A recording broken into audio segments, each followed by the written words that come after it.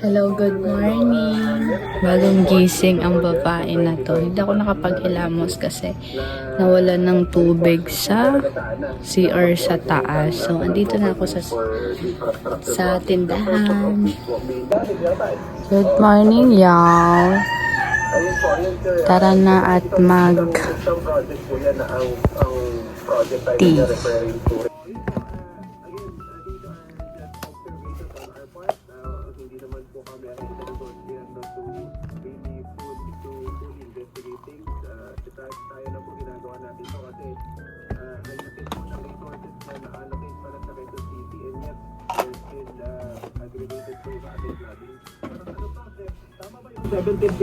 Hintayin muna natin ng 5 minutes bago ko inom.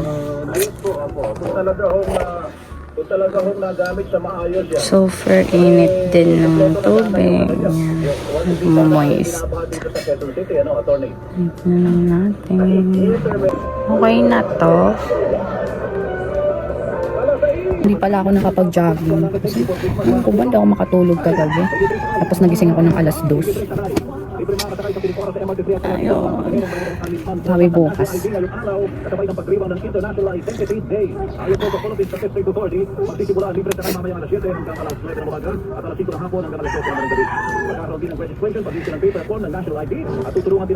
Hindi na naman ako nakapag-jogging ngayon or walking. Bilang yung Dinig. Ilan? ito na. Kanong kape, original. Twin?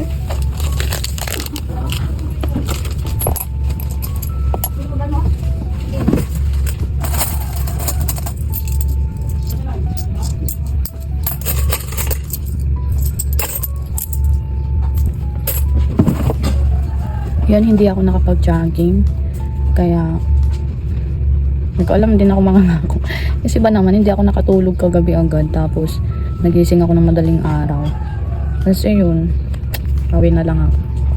So, tara, inom ng tea.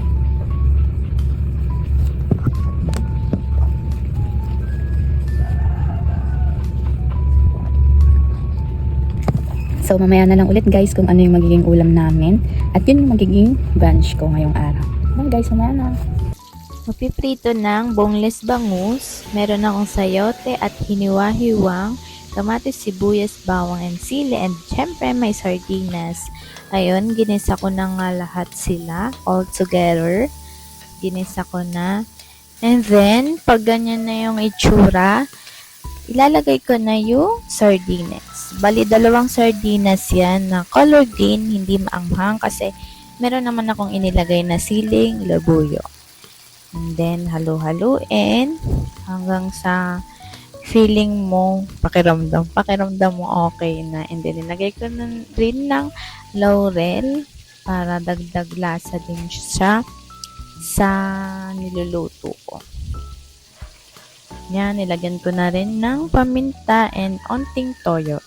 And then, after nyan, pag kumukulo na ng ganyan, pwede ko nang ilagay ang sayote ni Wahyo. Yan. Bali, 2 sayote yan. Haluin lang ng mabuti na make sure na maluluto yung sayote. And after ilang minutes, luto na, yan ang finished product. Ito na yung kakainin ko, pritong bangus, and then yung niluto kong sardinas, and nilagyan ko ng 2 itlog. Yan, kain tayo.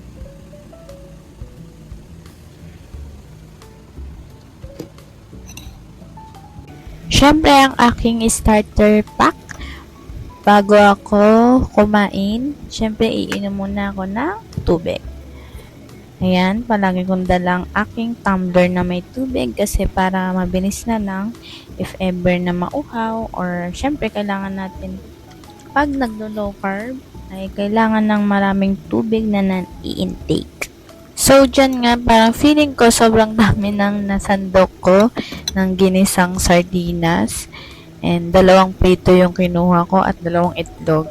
Feeling ko sobrang dami and may maiiwanan ako and yun na yung magiging dinner ko.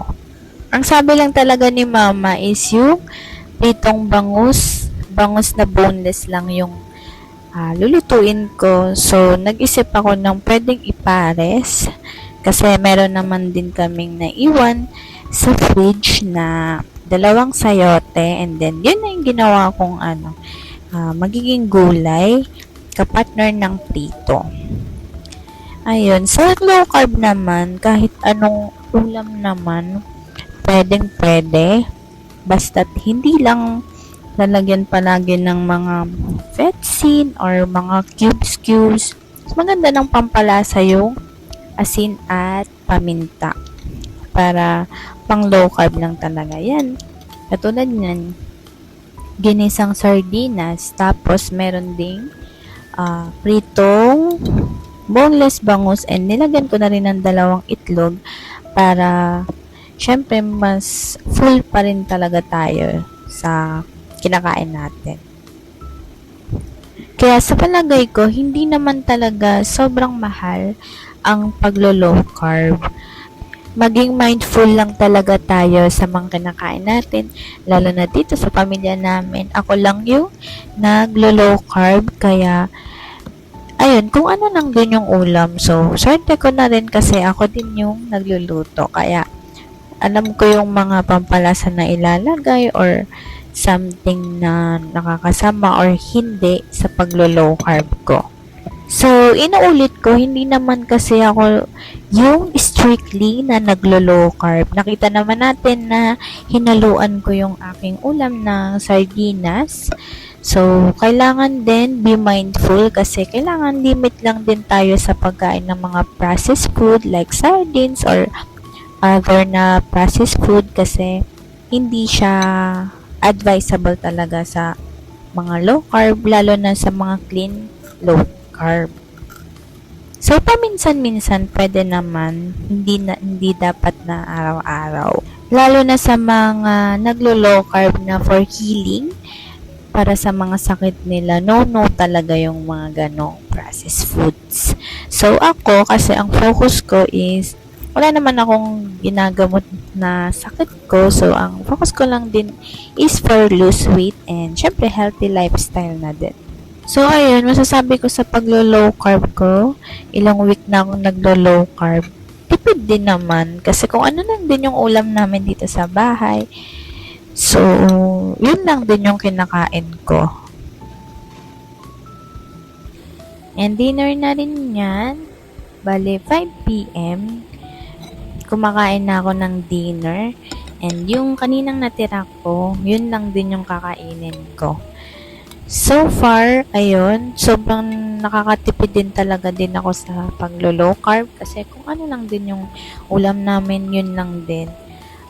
Yung kinakain ko, and then lalagyan ko na lang ng gulay or 2 itlog na hard-boiled egg. Pwede na yun. Kasi naliles na rin yung cravings ko, and then cravings ko sa mga matatamis, and then hindi na rin ako masyadong nagugutom. Yun yung mga napansin ko ngayong weeks sa aking paglo-low carb. Kaya sobrang enjoy lang din.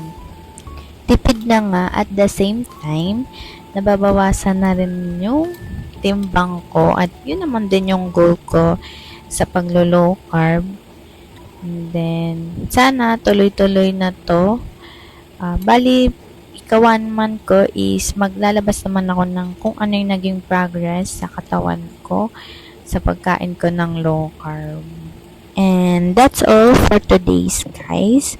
Kita-kita ulit tayo bukas and sa mga susunod ko pang vlog. And please subscribe and like my video. Thank you.